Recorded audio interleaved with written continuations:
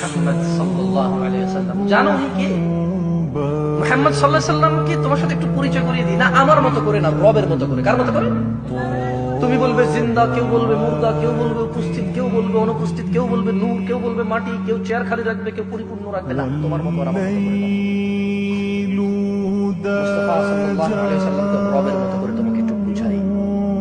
দেখো তো পুরো পৃথিবীতে আর মানুষ 10 লক্ষ মানুষ মিলে র্যালি করবে, 10,000 কোটি টাকার স্টেজ করে ঈদে মিলাদুন নবী পালন করবে। দেখো তো রব যেভাবে সম্মান করে তাকে পার করতে পারবে কিনা। দেখো রব কিভাবে সম্মান করেছে রাসূলকে সাল্লাল্লাহু। দেখো মুস্তাফা সাল্লাল্লাহু আলাইহি ওয়াসাল্লাম সম্পর্কে রব বলছে মুহাম্মদ সাল্লাল্লাহু আলাইহি ওয়াসাল্লাম। আচ্ছা, এই কথাগুলো আমি বলি এভাবে কোরআনের কথা, ঠিক আছে? এটা কথা বলার ডায়লগ, ওকে? আমি সেটাই কোরআনের কথা যেটা আমি কোরআন পড়ে ট্রান্সলেশন করি, ওকে? এটা একটা কথা বলার ধরন।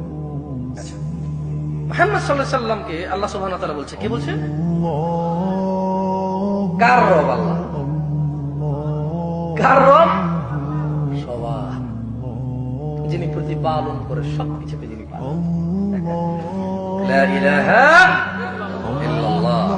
শুনুন, বলছে যে কুল, মুহাম্মদ সাল্লাল্লাহু আলাইহি ওয়াসাল্লাম বলুন, আপনার সামনে যে মানুষগুলো আছে, আপনার যে উম্মতরা, এদেরকে বলুন ইন কুনতুম তুহিব্বুনাল্লাহ,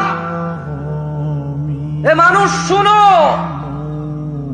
মহিলা এবং পুরুষ শুনো, তুমি কি তোমার রবকে ভালোবাসো? আমরা কি ভালোবাসি? ভালোবাসি? তাহলে শুনুন কিভাবে ভালোবাসতে হবে।